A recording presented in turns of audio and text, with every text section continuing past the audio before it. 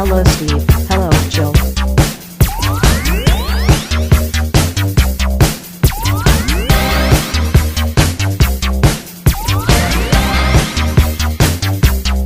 It's time to game classy. Castlevania. There you go. Dun, dun, dun, dun, dun, dun, dun, dun, dun, dun. Dun dun dun dun dun dun dun dun dun dun. Yeah, that's also acceptable. You know what the sad thing is? The best parts of the Caribbean video game is the Lego one. The Lego games are all good. That's because they're the exact same thing. Right. Every one. They're very simple and they're fun. The Lego games are fine. There's no problem with them. Oh, Team Zimmer. Why can't we have Why can't Christmas have like a score? Like someone could score Christmas. I mean, Not a score from a movie. I'm talking like Hans Zimmer, who I would not recommend for it because I think Hans Zimmer is pretty terrible. But someone should. what's Hans Zimmer scored? He did all the Batman sound. He did like the. Oh, I was gonna say because I thought Danny Elfman did the Batman song and that was good. No, the Batman, the new ones, the Nolan ones. Ah, okay, I see. Danny Elfman's. The Nolan verse. Danny Elfman's is. Ba-da-da-da-da. Yeah, the iconic Batman song. Yeah, the most iconic Batman song there is. Yes, that is correct. No, they even used no. variant The most for that in iconic the Batman animated one. The most iconic Batman song is na na na na na na na na na na na na na. No, the Danny Elfman one is way more. Although I will give you that the Adam West one has lots of cachet. Old chum. Yeah, but like because also the animated series used the Danny Elfman song as well. Yeah, a little bit. They modified it. Yeah, it's like a remixed. Well, I mean, the Batman animated series is a remixed version of Batman, so it makes sense. I was watching Nightbreed by the Clive Barker movie. Because that's on Amazon right now. And it's got like a total like Danny Elfman score. I want to know the movie Danny Elfman thought he was scoring when he was scoring Nightbreed. He probably knew what he was scoring. He was just like, yes. Danny Elfman's a weird fucking dude, so he's probably, all of that was probably completely intentional. It's this standard Danny Elfman, like giant brass sound. Like, it sounds like Batman in a lot of ways. And it's like, this soundtrack this movie does not deserve this soundtrack at all. What's wrong with Clive Barker? I like Clive Barker, but Clive Barker does not deserve this gigantic fanfare. Danny Elfman. Clive Barker is like, that's the type of person who needs the Goblin soundtrack that we were talking about before. Yeah, but not the one from Suspiria, because the Goblin soundtrack from all the zombie movies is great. It's all synth. Okay. Yeah. I mean, yeah, it needs to be like a little like synthy. Yeah. You know, That's why I was so surprised when you said you didn't like Goblin. I was like, but Goblin's great, but I only know it from Suspiria, right? So you haven't heard their synth jams. What's that train you got up there? The one in the Warhammer box. This one? Yeah. Oh, this is it's the Eternity Stairs and the Eternity Stairs, the Dreadfire Portal. With the Dreadfire Portal. Yeah, that's what it is.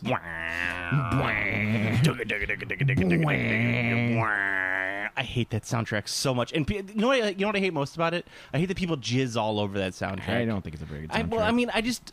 It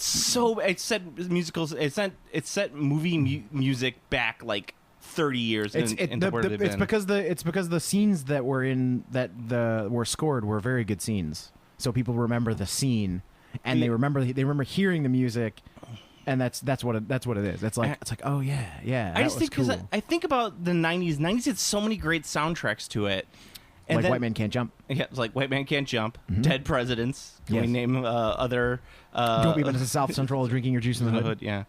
But then in the 2000s, The Last Boy Scout. 2000s, the last great soundtrack of the 2000s.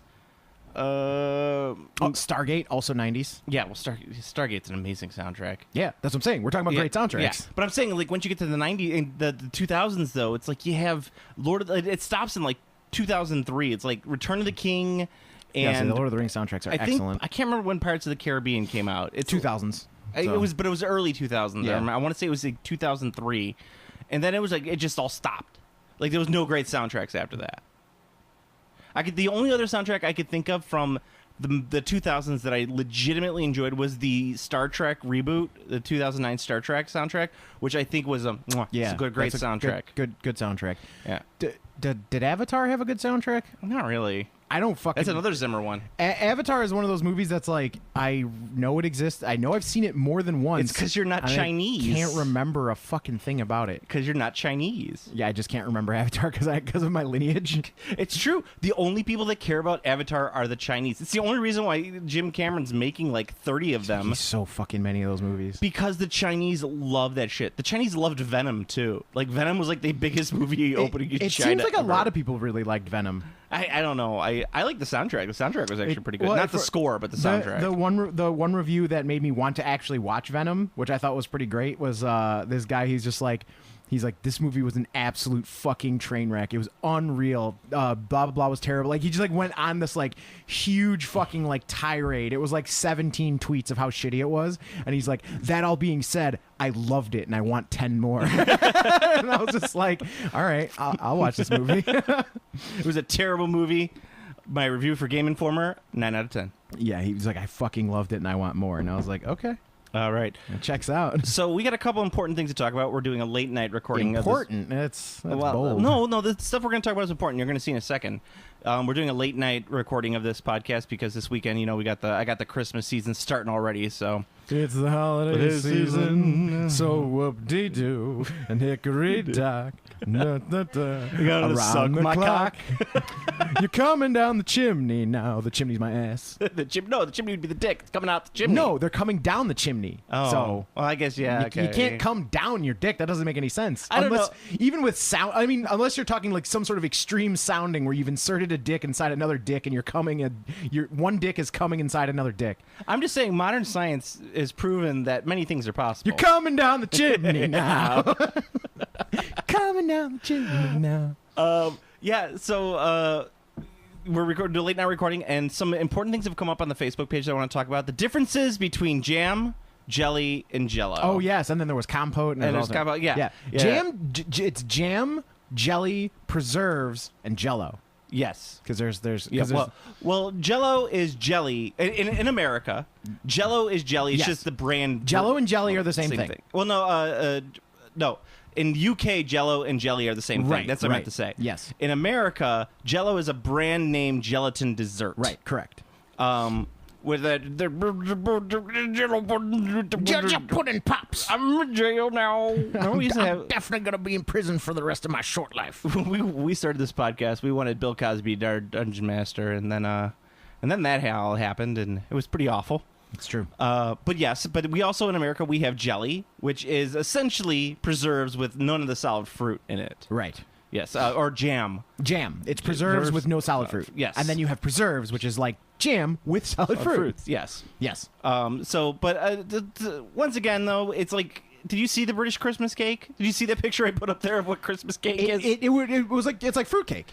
I don't know. There's what also cheese. Like I mean, fruitcake's also awful, and it's just like, oh, okay. I'm glad that there's a disgusting cake. I'm glad that there is a disgusting holiday cake also for Britain. Well, what do you think we get fruitcake from? Fruitcake was obviously not designed in America. The only thing that America has designed is like what, the hot dog, and like that's debatable. Well, the hamburger. Is the hamburger considered The hamburger is an American staple. Okay, so we've got the hamburger The and that's deep it. dish pizza. Wait, are we counting pizza? Well, I'm saying deep dish pizza. Is deep dish Deep dish is an American. Okay, so we got deep dish and hamburger. Okay, Italian beef, like an Italian beef sandwich. I mean, granted, it's called Italian beef, but you know. Yeah, I mean, I'm gonna begrudge that one. I'll say that's sketch. That's a pure American. That's a pure Chicago thing. Italian beef. Yeah, I mean, I will say that definitively. Of course, Chicago has the best Italian beef. No, we're like the only ones who have Italian beef. Don't you know this? People like come to. Well, like, they have other places call it like chopped beef and stuff, yeah, we don't talk or about Philly cheesesteak, which is like kind of like an Italian beef except it has cheese sauce instead No, of delicious it's peppers. not. No, because the cheesesteak is completely different, sir. It's a completely different animal. Well, I mean, it's the same basic principle. It's a fucking Italian. Yeah. It's Italian bread with fucking sliced beef in it. Like, but what the Italian beef is the au jus and It's the au jus, and it's the the- peppers. yes. Instead of that, you have cheese for a cheesesteak. It's like up until the point where you top it, it's the same sandwich. Then you got fortune cookies. That's an American tradition. That's American. invented in America. So we got like some sketch as like very sketchy food. No, I would say America's food tradition. Basically, we take We all got Chinese food.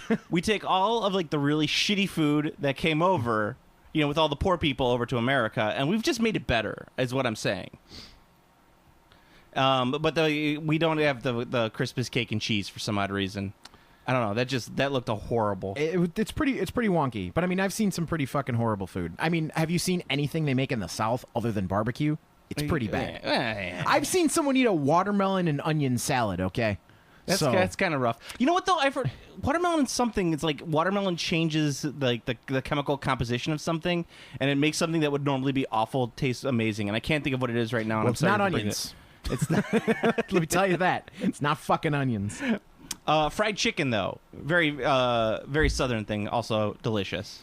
Yeah, but I mean that's not a. Yeah, but the southern people perfected the southern fried chicken. Hey, Kentucky Fried Chicken, man, it's from Kentucky. Well, see now we're gonna have people arguing about Popeyes because they're gonna say Popeyes is better. Well, I'm not arguing about whether or not Popeyes or Kentucky Fried Chicken is better. I'm just saying the southern style fried chicken, amazing. I don't think Southern style fried chicken is the best. I think there's better fried chicken out there. I will respectfully disagree. I'm not going to respectfully disagree. Unless I'm it just was going to disagree with you. unless it was made by a grizzled old black man. In that case, then it's going to be great. I don't know. You get a good Southern grandma making it. It's pretty good. Nah, yeah, it'll be soggy. I'm really bad too because I like stuff like ham hocks and pig's feet, pig's knuckles. That's pretty disgusting. It's good. It's pretty gross. It's really good. I'm the only thing I don't like collard greens. I love collard greens. How do you like fucking pig's feet and you don't like collard greens? I just don't like collard greens. Just don't like it. Is it because it's a vegetable? Probably.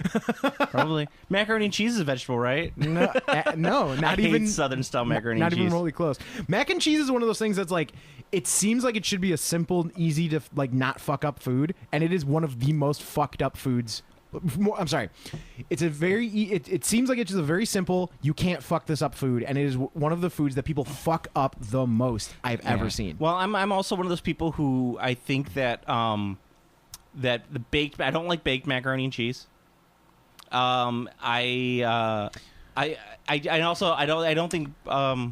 I've had one baked macaroni and cheese that was really good, but their tech was after they baked it and pulled it out of the oven, they put fucking not easy cheese, but like spreadable cheese on top of it, like melted gooey, like the Philly cheesesteak cheese. They put that on like top, a Velveeta. Yeah, like a Velveeta. They put that on top of after it came out of the oven. That was pretty fucking good. You know what I also don't like? I don't like breadcrumbs on my macaroni and cheese. Yeah, I'm going to agree with that. That's just weird. Thank you for agreeing. You're the only other person on this planet who agrees with me that breadcrumbs on macaroni and cheese is... Yeah, Why would you no. put more carbohydrates on top of your carbohydrates? Yeah, you don't need that. It's like the macaroni and cheese is literally a form... A Yeah. noodle is a form of bread. You don't need the bread on top of the bread. Yeah, no. Not And then they necessary. talk about it's like a texture thing, but that's what the cheese is there for, is to Yeah. provide the extra It's texture supposed to that be you gooey, need. not crunchy. Exactly. Yeah, mac But and anyway, cheese beside should be that. gooey, maybe chewy, not crunchy. You know what's the one thing that I will kind of like give the way for what a lot of Europeans and people around the world... Pastries? Because they crush it with them. Their pastry game is on point. Yeah, but what they say about American food, like one weird thing that they really don't like is peanut butter.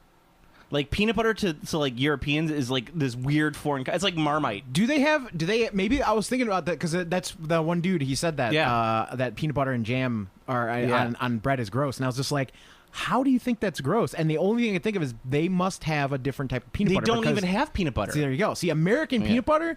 See, it's just pure sugar. It's It's what it fucking is. sweet as shit. It's like candy. It's like Nutella, Yeah, yeah.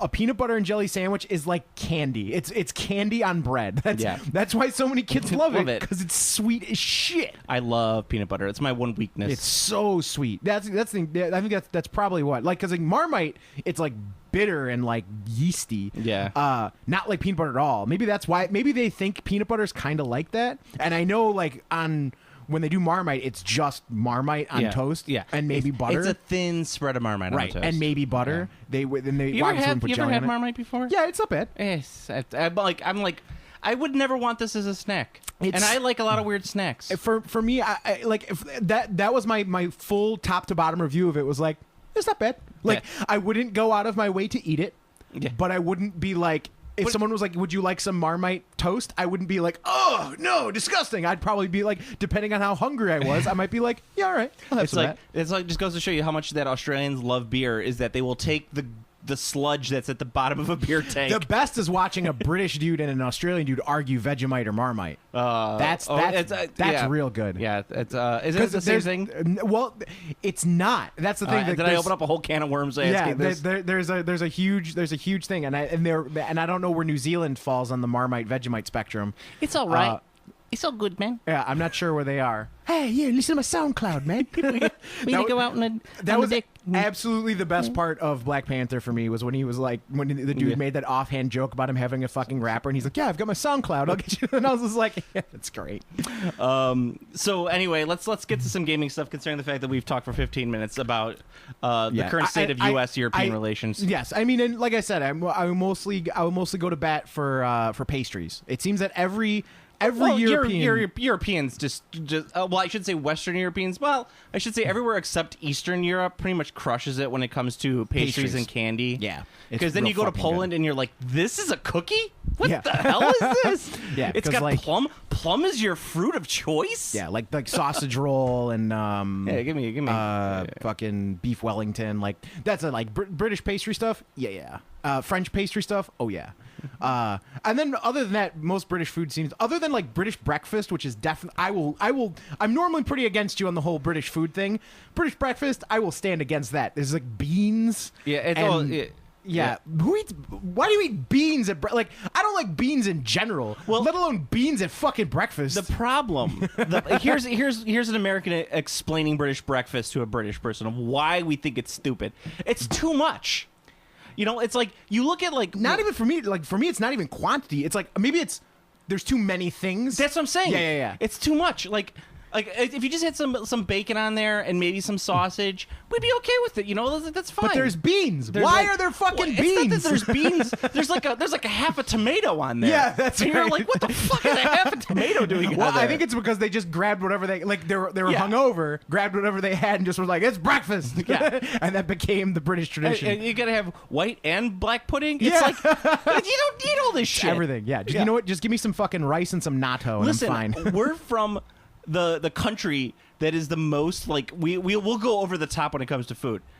And on top of that, we're also from the part of America Fat that people breakfast. we go for fat people breakfast. Yeah. like you want a stack of pancakes, you go to America. There's 70 pancakes. Yeah, it's 70 But it's pancakes. just pancakes. It's just pancakes. There's Yeah. not pancakes and beans. Exactly. And this and that. I Yeah. think it's what it is. Yeah, you go to a restaurant here, you get your breakfast, you get your main thing that you're ordering, maybe you get a little side of bacon, maybe you get some toast. Yeah. That's the it. largest breakfast spread you can generally get in one, like without ordering multiple things, would be the equivalent of like a grand slam. Yeah. Which is you get get 3 pancakes? pancakes, bacon, eggs, sausage, toast, Yes. hash browns.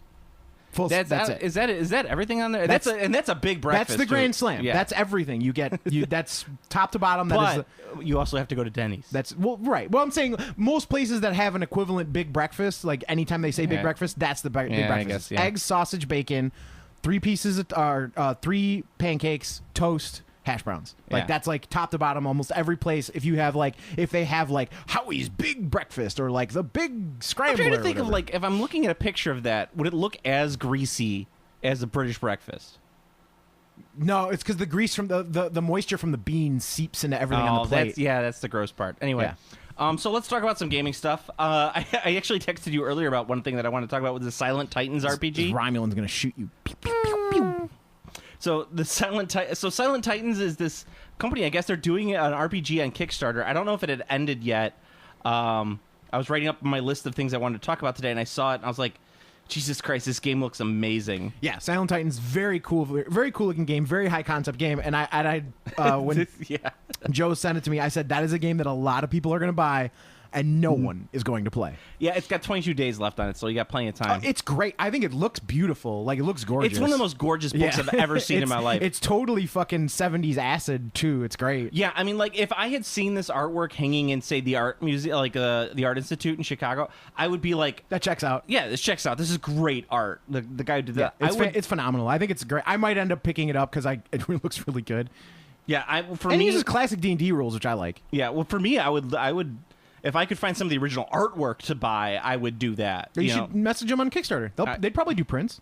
Yeah, I mean, I would. Some of these prints are just unbelievable, and it's all like super high concept. Like you're going through like It's like a dreamscape, and like the Titans are sleeping, and you're going through their dreamscape Yeah. to try and keep them asleep and entering the waking world. It's fucking nonsense, and I love it. the player characters fall through reality under mysterious circumstances, trademarked, and end up in Weir Heel, the plug hole of the metaverse. I love it. Plug hole your Plug metaverse. hole. The only real problem are that they are lost in time, cut off from the rest of reality, dirt poor, and that the Titans themselves are waking up and going to end the world.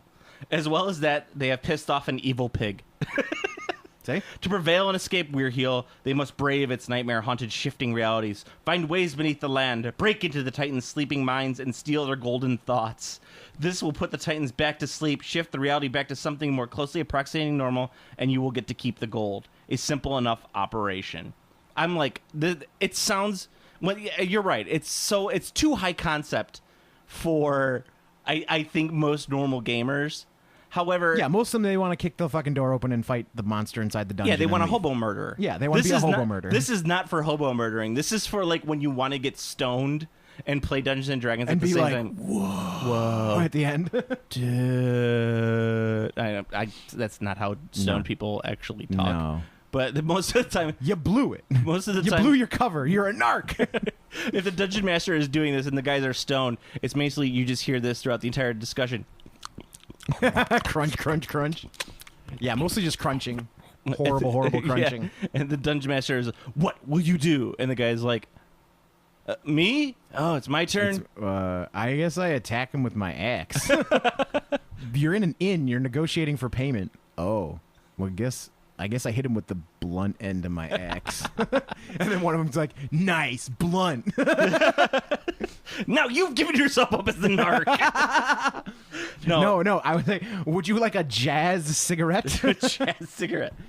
But my absolute favorite colloquialism for a joint is jazz cigarette. Not yeah. even close. Like, that's so good. But if you, I would definitely say just look at the Kickstarter and look at the art in this book, and you'll just be like, "Fuck, this is gorgeous." Yeah, it's badass. So that's what I definitely recommend that. Also, on the Kickstarter side, two things I want to talk about with Kickstarter. One, I did ended up pledging for that printable sceneries, dwarfs, elves, and demons Kickstarter. A lot of cool shit that's going on in there, including some stuff that looks proprietarily Skaven, but I'm not going to say anything about that. Shh. Wink, wink, wink. It's fantastic, and I actually just finished off a couple prints that I had bought from them earlier. Yeah, and they turned out really, really nice, so I can't really complain. It's a lot of work and more than normal when it comes to 3D printing, but I think that the terrain that you get out of it is just gorgeous in scale and scope on that one. I just wanted to also give an update on Kickstarter that Soda Pop Miniatures still hasn't shipped Super Dungeon Explorer Legends. It's 2 years now. I think they're going for. There goes my hero. Watch him as he goes. I think they might be going for the Kingdom Death record. Oh. How long was Kingdom Death? Kingdom Death was like 3 years. 3. They might be going for the Kingdom Death record. But the But- one thing about Kingdom Death is they said it s- was going to take that long. Oh, yeah, and they delivered. Yeah, and they said their next Kickstarter again when they ran the second one, they were like, it's also going to take a super long time. Yeah. So, Yeah, I mean, like- how long did Ogre take? Ogre took a long fucking time. Ogre was like one of the first Kickstarters ever, and it continued to go from there. But yeah, they I just from what I hear, Have they gone radio silent? That's the big thing. yeah. That's the bad part. Like going radio But silent is I bad. think that they went radio silent because the guy that was like in charge of like their media, whatever. I think he either quit or got fired or something like that. Oh, well, that makes sense. Yeah, so they might not just have anybody on that currently. So yeah, that's it looks like I'm out a couple bucks. So whatever. I should have got out when I did, but you know what? I have faith in companies. I like Soda Pop. I think I always think that they're nice guys, but you know what? Nice guys doesn't mean anything when it comes to the money. It's true. 1.2 million on that Kickstarter, and then Yikes. it will fail. Oh, did you get that from me? Yeah. Thank you. I appreciate that. It's the gift bottle. Cole got me a soda. Who's yours from? Or two? A friend. Aww. La la la. Mine's a friend. So another thing I want to talk about today was why the fuck do people keep making boat games, Steve? Boat games. Boat games. Why? We come to the part of the podcast where we ask, why? Did you see the massive response on Facebook? Yeah. To I just typed boat games question mark. I mean, you always got the classic ones like the classic GW Man of War or Battlefleet Gothic if you want to do Man of War in outer space. Which has shitty wind rules, I believe Raza said. Yes. Yeah. They're terrible. However, Battlefleet Gothic, the video game, pretty fucking cool. I'm going to say that the mobile game. Oh yeah, that game is cool. Yeah, fantastic. Well, you can play it also on Steam as well. So yeah, it shows up on Humble Bundle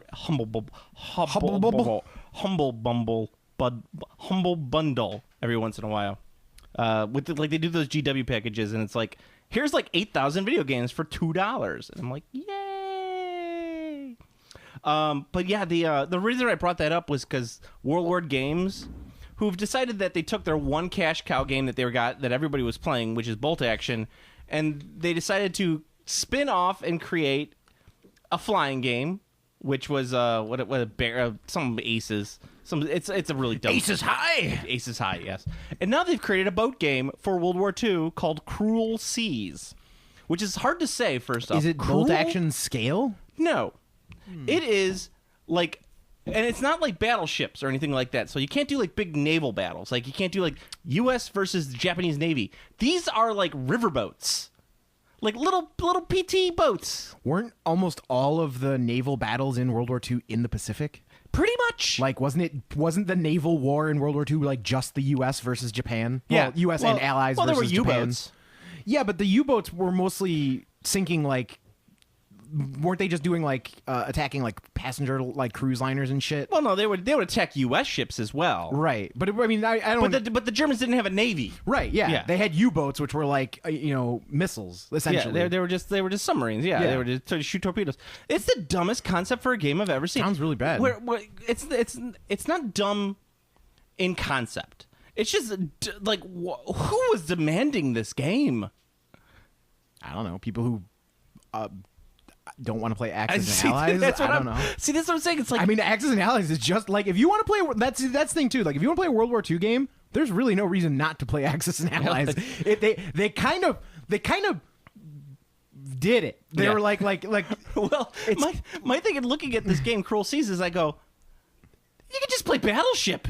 Yeah. It's the exact same thing. that, or you could also just like hunt down the old Axis and Allies minis game. They had an Axis and Allies Yeah. boat game. They had a boat version. Yeah, which apparently was pretty good. But that was like big battleships. This isn't Right, big yeah. battleships. This is like little boats. That's really weird. That's what I'm saying. It's like who in their right mind was asking for this game? Now you have to think about this, Steve.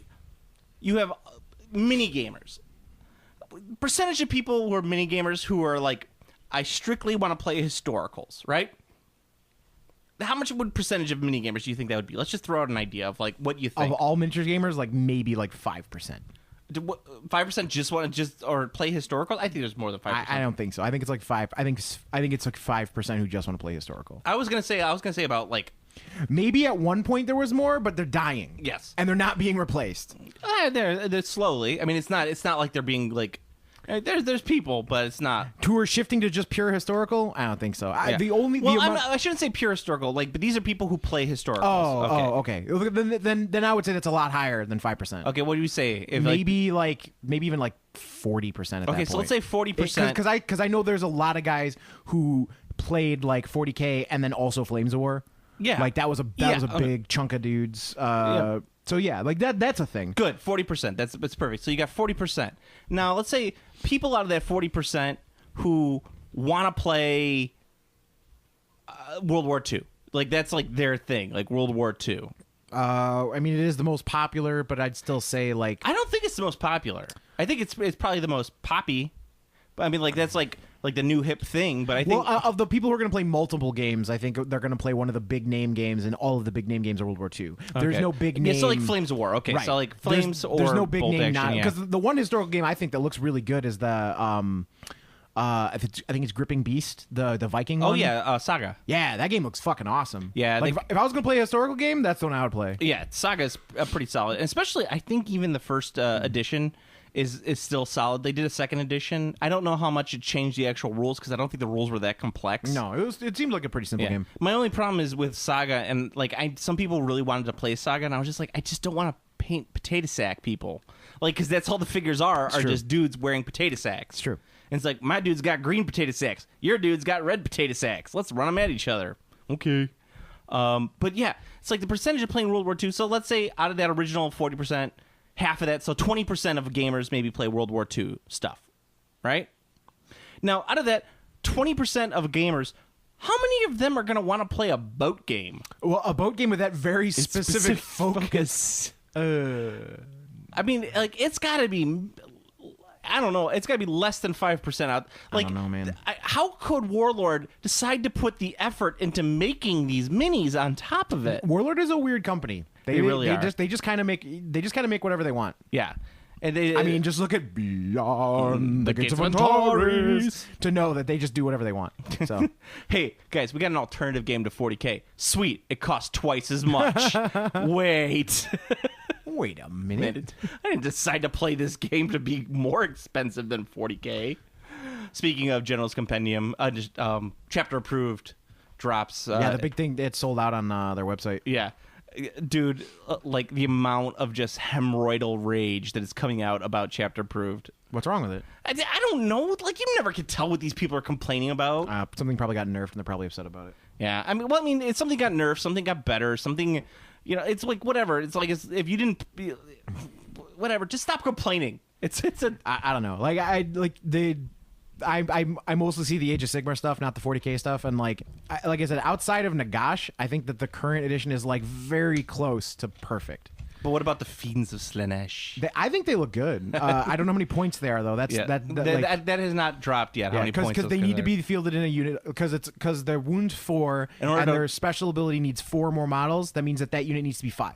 Yeah, like to field that and like get the full use needs to be 5. So if they're like 100 points a model, and they're $27 a piece. Well, that's the thing. Like the Beasts of Nurgle are that price as well. Are they? Okay. But they're 100 points a model. But Beasts of Nurgle are designed like you can field a big unit of them. You should really only have like 3. You'll need one. Like they work just fine in like if you have 3 Beasts of Nurgle, you should have 3 units of 1. Oh, okay. Like there's no real reason to field a unit of 3. Yeah, because Soporific Musk only works if you have 4. Right, models in the unit. Yeah. So that's. Well, I mean, you could. It still works, but you only get the full effect. The reroll wounds is 4. Yeah, because they're always reroll. They're always -1 to hit. They're always -1 to hit in melee, which is very strong. Yeah. But then they're also -1 to wound in melee if you have 4 more models, which is really strong. Yeah. Because that shuts down a lot of abilities. Because when you have four of them, they have 4 wounds apiece. That's what 4 times 5. You want to have 5. So you have 20. You want to have 5 20 models. wounds on that out there right then, and you're re-rolling. Or they have to reroll. They get to reroll hits, and then they're -1 to be hit and -1 to be wounded in hand to hand, which is very good. And they're speed 12. They're very fast. Yeah, which means they'll hit melee very quickly. And they shut down a lot of rules because like most of the rules in Age of Sigmar go on exploding 6s for either hits or wounds. They shut down both. I would not be surprised if the re-release of Slaanesh for Age of Sigmar is a very mobile army. Like it's designed to be mobile. Yeah, with chariots, should be fast. Seekers. Yeah, and I have no doubt that's what it's going to be. Yeah, there's probably not going to be any on foot models in the entire army. Well, I mean, there probably shouldn't be. Demonettes. Yeah, I was going to say Demonettes. But Demonettes are super fast anyway. They're going to be movement 8 or whatever. Yeah, so it's pretty ridiculous on that end.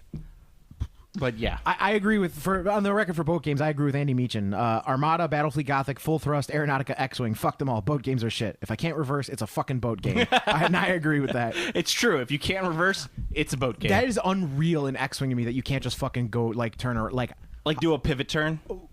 They do it in the movies. I only play Star Wars games. They do it in the movies. Absolutely absurd. Like that is, but you know what? it makes total sense when you realize that the rule set's completely just lifted from a biplane game, because you know what can't just like spin and go around backwards? A fucking biplane. Look it, there's Charlie Chaplin dancing on the top of it.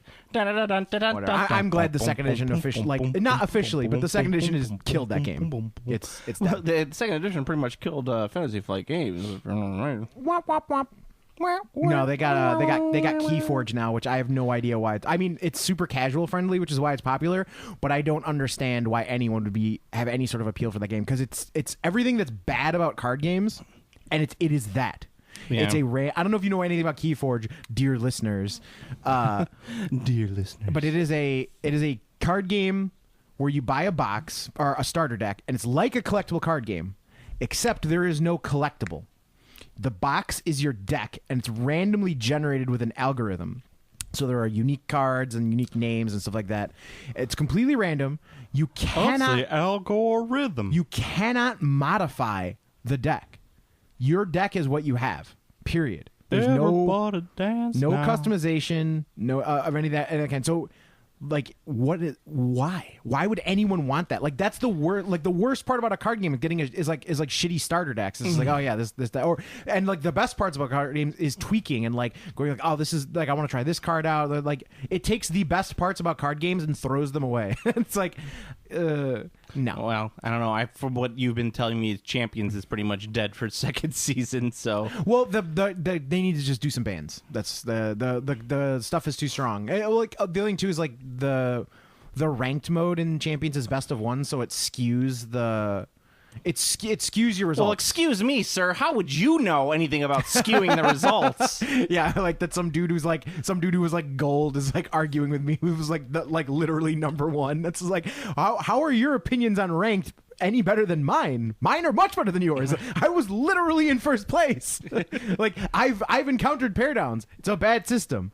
Yeah. Yeah, so like there's a whole bunch of issues, but like they'll fix it. Like I have faith that they'll fix it, because they really only need to do a couple little bans and that's it. Or that being said, implement pitched battle into ranked. That would be fine too, because like there's a lot of like the pitch battle is the physical format where you get a sideboard and you have multiple champions to choose from. So some way to do that, because that would fix the skewing of ranked. Because there's like Scarbrand is like the thing I don't like in card game design. He's very volatile. Like, if your opponent is playing correctly, and it's not very hard, Champions is not a very difficult game. If your opponent is playing correctly, you and them have very little impact over whether or not they're going to win if they're playing Scarbrand, because he is explosive and volatile, and it's just like they flipped his blessing, and is it like, do they like, it's like a scratch off. Ooh, like, scratchers. Like, they need to play properly to get his blessing to flip, and then it's like, oh, did they get it? Like, you watch to see them flip their blessing, and you're just like, am I gonna lose? Am I gonna lose? They flip it, and you're like, oh, I'm not gonna lose. Or if they flip it, and they're like, oh, I'm gonna lose. Like, that's it. And like, and I don't know why anyone would want to play that. Like, I wouldn't want to play that, because like, power is never consistency always better than power. So like, yeah, my win rate. So, but now instead of beating them 80%, like the difference is now, instead of beating Chaos 80% of the time, I beat Chaos 70% of the time. So they've cut 10% on my win ratio, because they can, luck out harder, but they can only win if they luck out. If they don't luck out, they lose. And I would never play a deck like that. And I think that's bad game design. And they shouldn't design cards that are based around like riverboat gambling like that. You hear that? Play Fusion. Yeah, well, I mean, I think and the thing that's frustrating is the game is very close to being a very tightly balanced and good game, but the cards that are imbalanced are like so off the charts imbalanced, they like are fucking over the whole game. What do those terrible Age of Warhammer Champion podcasts have to say about it? I don't know. Yeah, it's like, why would you listen to one? I listened to Hamish's Yeah, but I'm saying, like, why? because I wanted to hear Hamish talk. You want to hear Hamish talk? Yeah, But you didn't care about what he said. You just wanted to hear it. We were paid to crack all those jokes about his mom. I felt obligated. You felt obligated. Yeah, I don't know. I don't like listening to super topic specific podcasts generally. Like, even for games I'm super into, like Champions or Age of Sigmar, anything. Usually because it's like there's just not enough. Like, I don't really I see those like 3-hour Age of Sigmar podcasts, and I'm like, how? Like, My favorite is- how are you doing that? My favorite is like when you have those podcasts and it's obviously like 4 people talking from different corners of the earth. Oh yeah, they're And it's all like on Skype. you'll have 2 people talking with some like decent microphones, and the one guy in the background is like, Hey, how you doing over there? Yeah, I got my microphone. and they're like, yeah, I'm Joe, and with me Steven over there in the corner. We got Wicked Mike. Hey, how you doing? What's going on over there? Anyone want any sodas? Yeah, I don't know. I just don't get. There was one podcast I listened to for a little bit on Age of Sigmar one, which was pretty good because they did deep lore, which I thought which worked for a single subject podcast because the majority of what they were talking about was like fiction books and like the background of armies. They like most of the podcast was about like I listened to the one they did about Fire Slayers, and most of it was just about like who the Fire Slayers are, their background, sort of that, and then like the very tail end was like about the rules. Oh, So that's that was what I'm gonna pretty do. good. I'm gonna do my old world lore podcast, where I just talk about the old world, like pre-Age of Sigmar. That's what I'm gonna do. But that would work. That's the thing. Like Today we're talking about Paravan, the province of Bretonia. Sure, in the old world. But like, I mean, you jest, but I think that would actually be a fine podcast.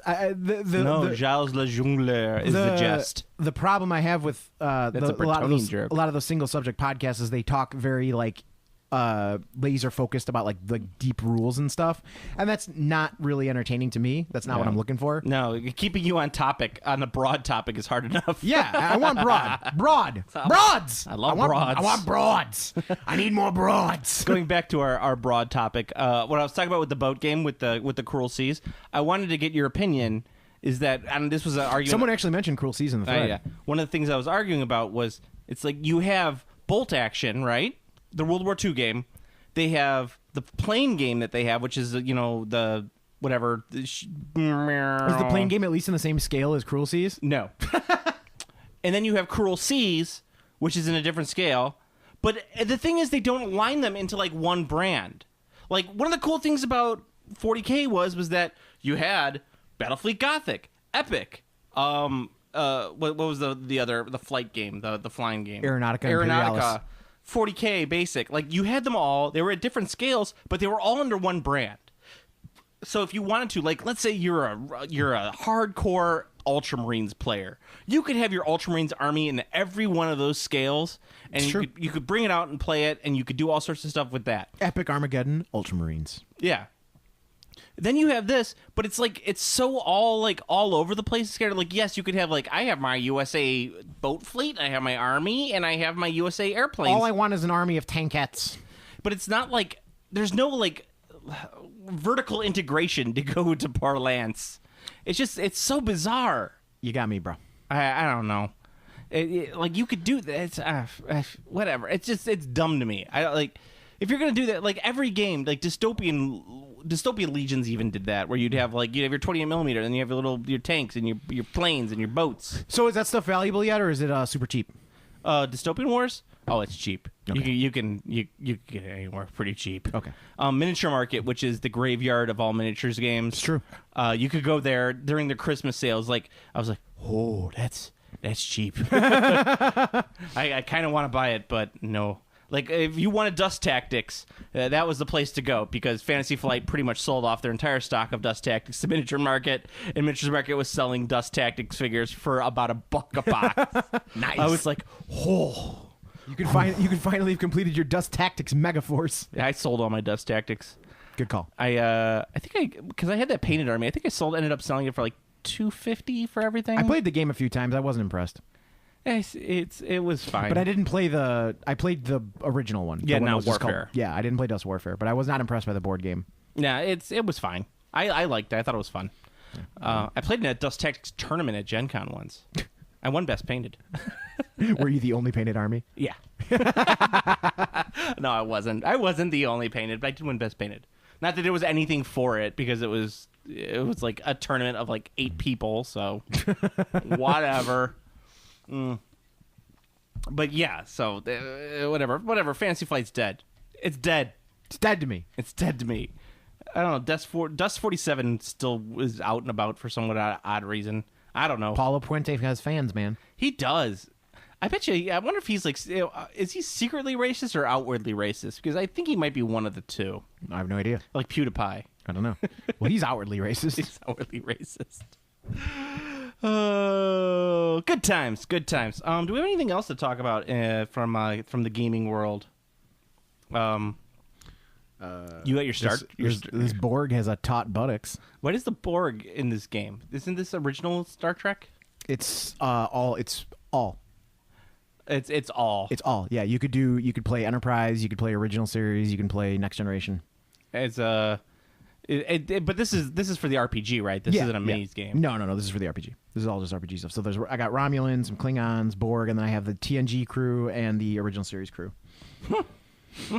They're all pretty good. And there's Worf. Dude, you got Worf. You got Worf here. You know he's Worf. Remember how Worf was the only person who was promoted throughout the entire run of Star Trek? Didn't Geordi get promoted? Oh, Geordi did get promoted, but he Yeah. stayed on the ship. But he still got promoted.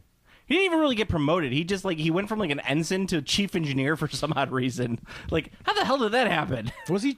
He wasn't an ensign. He was just a normal dude on He the was bridge. Lieutenant. He was Lieutenant Geordi LaForge. Yeah, he was a lieutenant. Yeah, okay. and then he got so he was a then he lieutenant. got promoted to chief engineer. Promoted to chief. It's like that's, Miles O'Brien also got promoted, he is weird though because and Barkley. oh, but we don't talk about broccoli. I love Barkley. He's the How can you not like worst. Barkley? He's the Barkley's the fucking best. worst. How do you not like Barkley? Barkley is an actual human being Yeah, well, Miles with a O'Bri- redemption arc. Well, yeah, and of course Miles O'Brien. His foibles are endless. But Miles O'Brien's background doesn't make any sense. He starts out as an enlisted man, and then all of a sudden he's an officer, and then he's Well, he's a veteran of the Cardassian War. yeah. He hates Cardassians. He does hate the Cardassians. Goddamn Cardassians. He's fucking talking about him drinking scotch. He's having his fucking war flashbacks. Colm Meaney. Every time So, you, there were- are you one of those people who every time you see Colm Meaney pop up in a movie, you're just like, hey, that's Miles O'Brien. I've never seen him in a film. You've oh come on, you've had to have seen him in a movie. Not that I can recall. The only thing I can recall him from is Star Trek. Not even The Englishman that went up a hill and came down a mountain. What? I don't even know what the fuck that is. The Hugh Grant movie of the 1990s. I definitely don't know what the Okay, fuck he that was is. in Con Air, Under Siege, Layer Cake. Those are three movies that you should know right off the bat. I've never seen Layer Cake, but the other two, obviously, I just don't remember him in those films. You've never seen Layer? You'd like Layer Cake. I don't think I've seen It's Layer it's Cake. it's one of those Guy Ritchie Heist British movies? Yeah, like one of those British accent movies. Well, I where like you're- heist movies. Where you're like, is that guy really tough? Because he has a British accent, so he can't be that tough. I don't know. Vinnie Jones is pretty tough. Vinnie Jones is different. This bulletproof Tony. Bullet-Tooth Tony. Bullet-Tooth Tony. Why do they call him Boris the Bullet Dodger? Because he dodges bullets, Avi. Yeah, I'm trying to. I don't necessarily. I've known a lot of these movies, but I don't think you know. He was also on Stargate Atlantis. Yeah, I've never seen Stargate Atlantis. How have you never seen Stargate? You've never seen any of the Stargate shows? Yeah, I know. You would love the fuck out of the Stargate shows. Yeah, I don't know. I had never really got super interested in them. I know, but it's There's no Kurt Russell, man. yeah, but it's got MacGyver. It does have MacGyver, and that's pretty cool. That's pretty cool. That's pretty cool. Does Scott Bakula ever show up? Because if Scott Bakula's in Stargate, then maybe. I don't think. No, I don't think he's ever on. What there. about The Rock? Is The Rock in any episodes of Stargate? No, but Jason Momoa is on Oh, Stargate that's- Atlantis. that's pretty cool. Yeah, he's like the main character in Stargate Atlantis. I do like Jason Momoa. Yeah, I think Jolene Bielak shows up on a couple episodes of Stargate. Nice. So you can have some No, she was not T'Pol. It was T'Pol. Okay, Yeah, T'Pol. because T'Pring was the one from the original series. Right. Yes. Because I think originally that they were supposed to make T'Pring, but they would have to pay the guy who created T'Pring. Right. So they just made T'Pol. Yeah, so they were like, Yeah, I watched a couple episodes of the animated series. yeah, It's pretty good. We talked about it on the last cast. Did we? Okay. Okay. Yeah. I remember I wanted to talk about it. Wanted to talk about it. Well, you watched a lot of things lately. You like Happy. Yeah, Happy's good. Happy's a great fuck. Warren Ellis writes that show, so That checks out. Yeah. That makes a lot of sense. it's a great fucking show. Yeah, Happy's really good. It's Stabler. It's awesome. And did we talk about the Ballad of Buster Scruggs on the last podcast? I don't know if we did, but that was fantastic. Ballad of Buster Scruggs was real fucking good. I rewatched it because we might be doing a new podcast where we talk about just streaming movies. Oh, nice. And we're I think Film Spotting used to have what called the SVU, Film Spotting SVU, like a streaming video unit. Ah, So okay. something similar to that, where but I think we're going to do Buster Scruggs as the Yeah. first movie. And we're like, I rewatched it again, and I'm like, God damn, that opening sequence is so amazing. I thought they were all very good. they were different. They were all very different. which I enjoyed. Yeah, there was I think two. And then there was the weird documentary part where they just followed What's his name? Tom Waits? Tom Waits. Yeah, Yeah, they okay. just followed Followed Tom him. Waits around on his daily life. Yeah. which was weird. Like to have I'm him go- going to dig for gold Yeah, it was- and play on a calliope. It was weird that they just followed Tom Waits around for some of his daily life, but I mean, it fit. Yeah. God damn. Where the gold at? That was good. No, I like there was two. I think there's two like solid like A+ sequences in that entire movie. The final sequence was really good too. But it's not great. It's not a good one to end on. I don't know. I really liked it. I thought it was very good. The more I reflected on it, the more I thought the movie was set up very well. The Liam Neeson one with That one is fucked up. That's so- horrible. it's so fucked like up. it's good, but it's horrible. There's so much like deep hidden shit That in is, that. that is one of the most fucked up short movies I've ever seen in my life. There's so much like hidden shit into reading into that, because everything he talks about, he talks about like how this dude, this guy who has no arms and no legs, he's not quadriplegic, but I guess he kind of is. He's limbless. He's limbless. It's a different thing. Yeah. Quadriplegic means you're paralyzed. Yeah, he's limbless, and he's like, but everything that he's talking about is all about like how he's a slave, like how he's enslaved. He's basically this dude's property. It's Yeah. fucked. up. Yeah, Yeah. and then it's Super fucked up. And then he finds a chicken. And there's a chicken. But I love the way that it ends though, because it like ends. It doesn't tell you anything, but you know. Oh yeah. It doesn't tell you anything. And if you paid careful attention, you realize that he was also swindled on top of it being yeah, that way. exactly. Yeah. Yes. so it's fucked up on many levels. Yeah, it's very fucked up. Yeah. But yeah, I very much enjoyed Buster Scruggs. did it make you want to play some Legends of the Old West?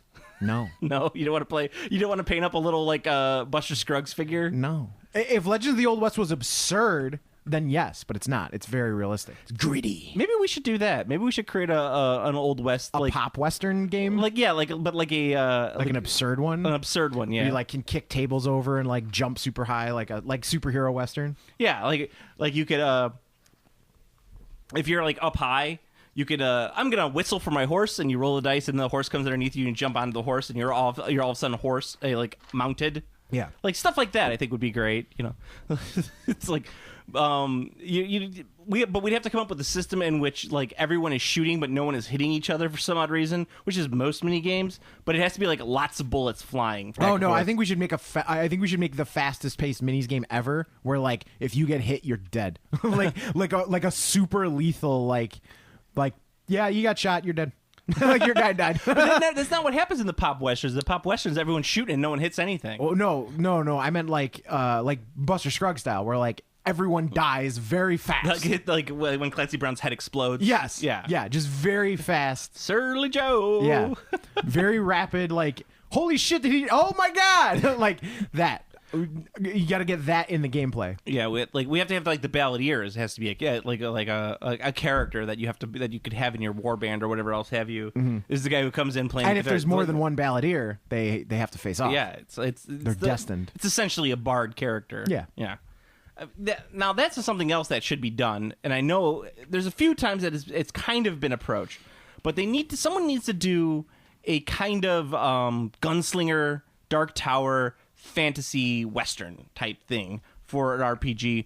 But not like Deadlands? But Deadlands is Old West. I'm not talking Old West. I'm talking like you take this classic D&D tropes of warrior, ranger, bard, and you put them into a kind of fantasy western. That is a thing. There is I cannot think of it, but there is an RPG that is literally that. Okay. It's So, actually that. It's like elves and like fighters and shit in a fantasy western. Yeah. That's a thing that exists. I cannot fucking remember the name of it. is but it Dark Sun? It's not Dark Sun. Dark Sun's fucking cool, but that's post-apocalyptic fantasy, which is a great genre. But no, that totally is a thing, and I cannot. It might be called like Elf West or something like that. That's a terrible name. It's got a terrible name. It No has. wonder why no one plays this game. Yeah. All right. So before It's gonna bug the crap out of me. Before we end today, I wanted to shoot this out to our listeners and see if anybody can help me, because this came from a friend of my wife's, and she wanted to know this.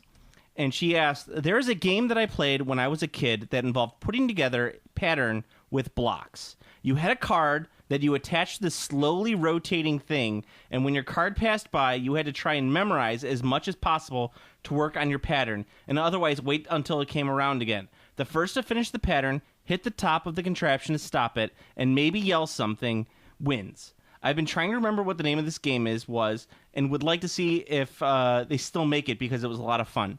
Does anybody know what it is? I have absolutely no idea what that is. I know a lot of obscure board games from the 70s and 80s. This one's, they think it's from the 70s or 80s. If anyone knows, let me know. You could post a picture of it on the Facebook page or PM me. This is the game that I said it was when I sent it back to her. Steve? Line of Coke? Nice. Everybody loves line of Coke. The mirror spins around. Wait for your line of Coke to come by. First one to finish up their line wins. But yeah, so if anybody knows that, I'd appreciate the answer because we could be heroes just for one day. All right, Steve, so do we have anything else? I got nothing, man. You got nothing? I'm trying to think if I got anything. No. If anybody knows a good army generator for 6th or 7th edition fantasy, Warhammer Fantasy, let me know that as well because I've been looking for one. Go to planetarbitrary.com for your Planet Arbitrary needs. You can follow me on Twitter at Planet Arbitrary. You can follow Steve at I'm Command Throw. Like our Facebook page, /Game Classy Podcast. You could also help out the podcast by comment, and subscribing on the iTunes. You could also comment, and subscribe on the YouTube page. Did we get featured in YouTube Rewind, Steve? I don't think we'd be featured in YouTube Rewind. I think the kids are talking about it. I don't know what it's about. Are they? I don't know why, but they are. I think it's time for a rewind, Steve. You could also listen into our sister podcast. You got the Play On podcast where Steve and Pat talk all about the video games that are coming out, how they like to play the Fortnites and do the Fortnite dances. Finally. And Deconstructing Daycare, which is all about children's cartoons through the eyes of the adults. You got to watch this stuff. You got to listen to this stuff before Pat B gets arrested for programming a robot to kill us all. Because there's been like 6 robot attacks in the last week, Steve. A lot of robot attacks. There's a lot of robot attacks. You see the one that like ripped open the can of bear mace? No, but that's cool. It's like, oh man, I bet you Pat programmed that robot. He Checks out. And there was another guy who was hit by like stabbed a bunch of times by a robot. It was a stabbing robot, Steve. Wiki, Wild Wild West, Jim West, Desperado, Rough Rider, no you don't want nada, none of this, 6 gunning this, brother running this, Buffalo Soldier, look, it's like I told you, any damsel that's in this dress will be out of that dress when she meets Jim West. Rough Rider, no, you remember the name? Westbound. I found it. Westbound down. I found it. This is and trucking. This is a new. There is an older one, but this is the new one. This is in 2017. It was a Kickstarter. It is. It's revolvers and rituals set in the fantasy Wild West. Elf cowboys and ogre spellslingers wander a vast western world while utilizing an intuitive D52 system for exploration and combat, which means it's a deck of playing cards. That's what D52 yeah, is. I get what you're saying on that one. Yeah.